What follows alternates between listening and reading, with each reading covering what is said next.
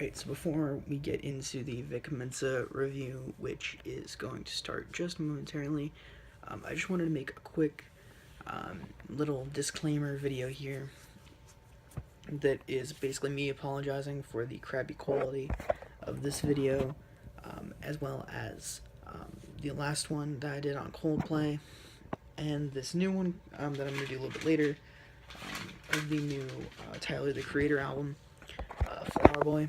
And basically I'm trying to figure out how to do editing to fix a lot of the really bad recording that I'm doing, and my computer, the software I was going to use there isn't working as well as I thought it was going to, and iMovie is not working as well as I thought it was going to. So for these 3 albums, they're going to be a little choppy. They're going to be a little not so great, little not as fluid as you may like. I understand, first impressions are everything, but I can't do anything about it right now. So please bear with me as I try and figure out the editing. And yeah, let's get into the review. What is up, guys? Afro Music Nerd here at you with another review. This time around, we're looking at the new Vic Mensa project, the Autobiography. So Vic is a Chicago-based rapper we've basically just been waiting for a commercial debut project now. And now that we have gotten there, I mean, he's had a couple of singles, he's had a couple of, EPs and things like that. One EP, the manuscript, many of the songs that were on that EP end up on this album as well. And now that the commercial project is here, I'm not really sure what I'm hearing at this point. I really didn't know what to expect going into this, and I think that there is a lot of upsides to this thing, but also a lot of really cringeworthy things. So starting off, one thing that I don't like about this is that he sounds like he's kind of just ripping off, to a certain extent, of his contemporaries. A lot of the production on this thing, despite being great, sounds like something that Kendrick would have hopped on, both on Good Kid or on Damn, at least to me. Although I will say that No ID does do some amazing footwork on the production on this thing. I really did enjoy the production a lot. Now, as for Vic Mensa on top of this thing, I just feel like that he has lyrical ability, he has some flow, he does, rap fairly well, he shows himself very capable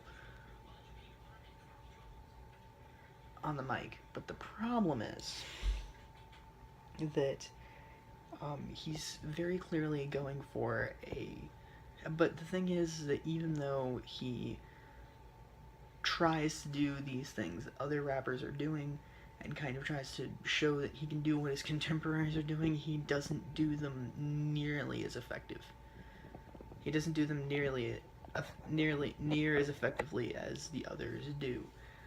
For example, a lot of the flows, as well as just his general voice, really reminds me a lot of J. Cole. I actually thought that when he first came in on the opening track on this thing, I really did think that I actually thought it was J. Cole at first, and I was like, he has J. Cole on this verse on this thing, and then I realized after that voice pattern and the flows showed up again and again and again, I realized that that was what he was doing, that he was trying to imitate that. And there's also this almost like this letter pattern that shows up enough often, where it sounds like he's like writing a letter to someone. um, probably a friend of his that died or something like that, um, which is fine. The track is, it's cool to be able to have that kind of conceptuality on this thing, but again, it just sounds like something like it. Kendrick's poem that he reads at the end of every song on "To Butterfly" comes to mind, but nowhere near as effective. Um, and he really just overall, it kind of reminds me like a mix mash of styles. I really did like the production. Again, I really did like the production on No ID by No ID on this thing, and some of the hooks, believe it or not, are really really cool. I really liked the hooks on like "Rolling Like a Stoner" as well as didn't I say I didn't. That was really cool. Um, um, "Rolling Like a Stoner" was a really great song. Um,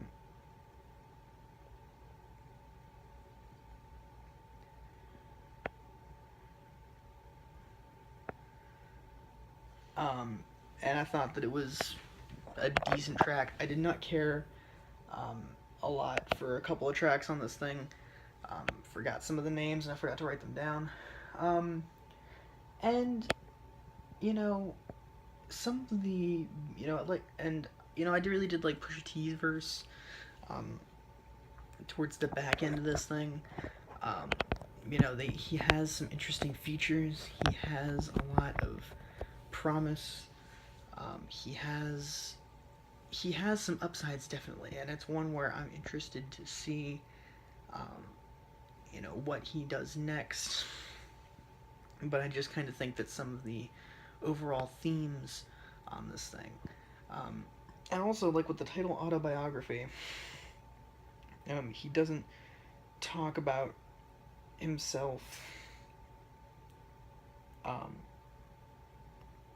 that much. And even though I did like the song "Rolling Like a Stoner," I do want to point out that the track itself is not that great. However, I think that the hook is really cool. The verses require more substance as well. Um, and I mean, there's just a couple of bad lines on this thing. Like that one line where he's talking about how he wants to take over the world like Pinky and the Brain, um, and that, um, or that one line about Rocky Barbosa from referencing the Rocky movies.